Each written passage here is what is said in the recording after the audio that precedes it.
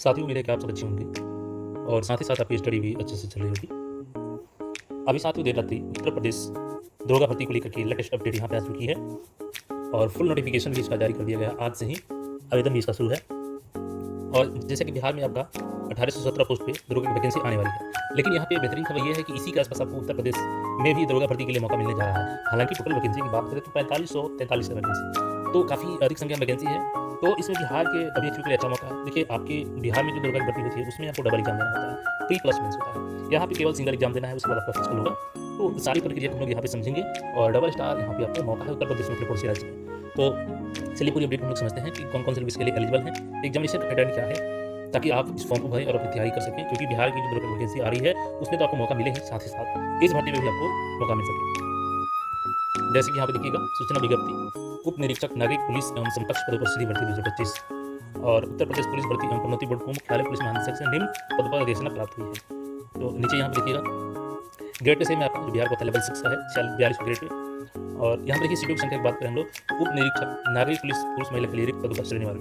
तो देखिए, आरक्षित वर्ग के लिए हम लोग बात करें तो 1705 वैकेंसी है और ये सारी सीटों पर बिहार के अभ्यर्थी फाइट कर सकते हैं। यानी कि जनरल सीट पर आप फाइट कर सकते हैं। आप बिहार में किसी भी कैटेगरी से हैं तो आप फॉर्म भरिएगा तो आपका ऑन रिजर्व कैटेगरी से यहाँ पर फॉर्म रहेगा और 1705 पदों पर यहाँ पर आपको मौका मिलेगा। इसके अलावा देखिएगा तो अन्य कैटेगरी यहाँ पर दिया गया है, जैसे EWS का 422, तो वहाँ के निवासियों के लिए आरक्षण लागू होगा।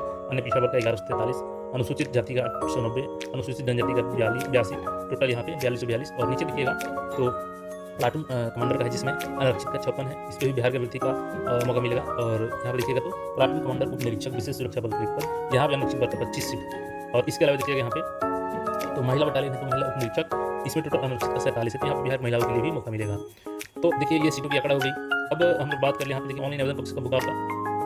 तो ऑनलाइन आवेदन आपका आज से ही शुरू हो गया है 12 अगस्त से और 11 सितंबर तक आप लोग आवेदन कर पाएंगे।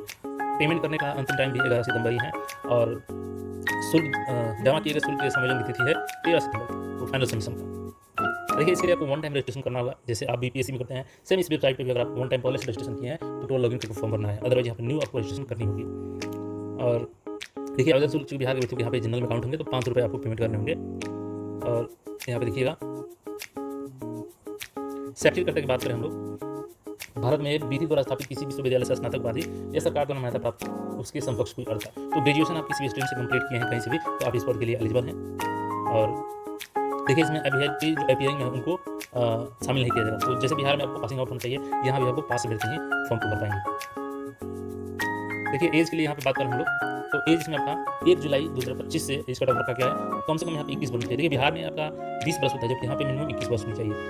और यहाँ पे एज में हालांकि छूट भी दिया गया है अलग से। तो देखिए, यहाँ पे 21 वर्ष की आयु चाहिए और 28 वर्ष की आयु प्राप्त न की हो, तो 28 वर्ष तक का अंदर में आप लोग इस फॉर्म को भर पाएंगे। हालांकि यहाँ पे देखिएगा तो आगे एज में छूट भी दिया गया है, जैसे यहाँ पे देखिएगा सामान्य श्रेणी में तो 3 वर्ष का छूट दिया गया है। जिनका 31+ है वो लोग भी अप्लाई कर पाएंगे। तो बिहार के अभ्यर्थी भी 31+ एज वाले यहाँ पे अप्लाई कर सकते हैं। आगे यहाँ पे देखिएगा तो वैवाहिक स्थिति में देखिए स्पष्ट किया गया कि जिनकी एक से अधिक जीवित पति या पत्नी हो तो वो इस फॉर्म को अप्लाई नहीं कर पाएंगे, इसके लिए एलिजिबल नहीं होंगे। अब यहाँ पे देखिएगा तो भर्ती की प्रक्रिया की हम लोग बात करें तो उप निरीक्षक महिला पुरुष बटालियन में महिला उप निरीक्षक नागरिक पुलिस के पद पर चयन उत्तर प्रदेश लोक उप निरीक्षक और निरीक्षक नागरिक पुलिस सेवा नियमावली 2015 या संशोधित 8वीं संशोधन तक के अधीन किया जाएगा। देखिए, यहाँ पे लिखित परीक्षा की बात करें हम लोग, उत्तर प्रदेश उप निरीक्षक और निरीक्षक नागरिक पुलिस सेवा नियमावली 2015 के तहत यहाँ पे आपकी जो लिखित परीक्षा है वो एक वस्तुनिष्ठ प्रकार का प्रश्न होगा, यानी MCQ बेस्ड टेस्ट लिया जाएगा। तो सिलेबस की बात करें हम लोग तो 4 सेक्शन में आपको प्रश्न पूछे जाएंगे। पहला सेक्शन में आपका सामान्य हिंदी है, जिसके प्रश्नों की संख्या 40 रहेगी। टोटल 100 अंकों का ये रहेगा, यानी 2.5 अंक एक एग्जाम एक क्वेश्चन पे मिलेंगे। तो टोटल यहाँ पे 100 नंबर हिंदी 40 क्वेश्चन। सेक्शन 2 में आपको मूल विधि या संविधान कर ले या GK कर ले, इनसे टोटल 40 प्रश्न मिलेगा आपका 100 अंकों का, यानी 2.5 अंकों का एक प्रश्न। संख्यात्मक एवं मानसिक योग्यता परीक्षा तो आपका मैथमेटिक्स से 40 क्वेश्चन रहेंगे यहाँ पे और 100 अंकों का ये भी रहेगा। रीजनिंग से यहाँ पे 34 सेक्शन में 40 प्रश्न, ये भी 100 अंकों का रहेगा।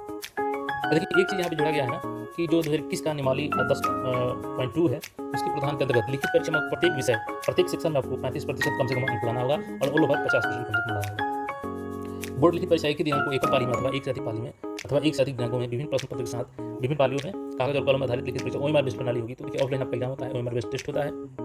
इस तरीके से टोटल हम लोग बात करें तो टोटल 160 प्रश्न यहाँ पे पूछा जाएगा और एक क्वेश्चन 2.5 मार्क का, तो लगभग आपका टोटल यहाँ पे क्वेश्चन की बात करें हम लोग तो 400 अंकों का ये एग्जाम हो जाएगा आपका। 2 घंटे का समय मिलेगा आपको यहाँ पे 120 मिनट का।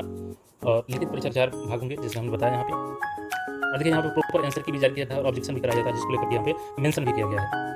इसके बाद देखिए यहाँ पे तो अभिलेखों की समीक्षा एवं शारीरिक मानक परीक्षा। तो लिखित परीक्षा में सफल होती है, चूंकि यहाँ पे एक ही एग्जाम होगा, दूसरे क्वेश्चन में बताया, यहाँ पे प्री मेंस क्लास कोई झंझट नहीं है। तो सफल अभ्यर्थियों के यहाँ पे अभिलेख की समीक्षा की जाएगी, डॉक्यूमेंट चेक किया जाएगा। उसके बाद शारीरिक मानक परीक्षा में सम्मिलित होने के लिए इनको बुलाया जाएगा। तो आपकी शारीरिक दक्षता परीक्षा ली जाएगी। लेकिन पुरुषों के लिए यहाँ पर न्यूनतम शारीरिक मानक न्यूनतम है। देखिए ऊंचाई आपकी कितनी होनी चाहिए, तो सामान्य वर्ग से पिछले वर्ग से अनुसूचित जाति और पुरुष के लिए 168 सेंटीमीटर न्यूनतम है। तो आप बिहार से हैं तो आपको 168 सेंटीमीटर अगर हाइट है कम से कम, तो आप इस पोस्ट के लिए अप्लाई कर पाएंगे, क्योंकि बिहार में 165 ही माना जाता है जनरल कैटेगरी, जबकि यहाँ पर 3 सेंटीमीटर ज़्यादा माना जा रहा है 168। तो आप अपनी हाइट देख लेंगे। और सीना का देखिएगा यहाँ पे, तो सीना आपको यहाँ पे न्यूनतम 79 होनी चाहिए, पुराने के बाद 84 होनी चाहिए सेंटीमीटर में। अगर महिला अभ्यर्थी हैं तो यहाँ पे 152 सेंटीमीटर हाइट है, अगर बिहार की भी है तब भी। देखिए शारीरिक दक्षता परीक्षा यहाँ पर पुरुष अभ्यर्थियों के लिए 4.8 किलोमीटर 28 मिनट में पूरा करना होता है, और महिला अभ्यर्थियों के लिए 2.4 किलोमीटर 16 मिनट में पूरी करनी होती है। अंतिम में 10 आपके जो परीक्षा में रिजल्ट आ जाता है, मार्क्स उसी के आधार पर चयन किया जाता है। दक्षता परीक्षा जो होता है, शारीरिक दक्षता परीक्षा वो केवल क्वालिफाइंग नहीं चलता है। तो यहाँ पे हमने सारी चीज़ों को क्लियर कर दिया। देखिए आज ही का डेट है, अगर इसमें फिर भी कोई डाउट हो तो आप कमेंट करके पूछ सकते हैं, और इस फॉर्म को जरूर अप्लाई कीजिएगा जो भी बिहार के अभ्यर्थी हैं, और बाकी यूपी वाले तो करेंगे। तो बाकी अपडेट्स के लिए चैनल को सब्सक्राइब करके जुड़े रहें। मिलते हैं फिर नए अपडेट में।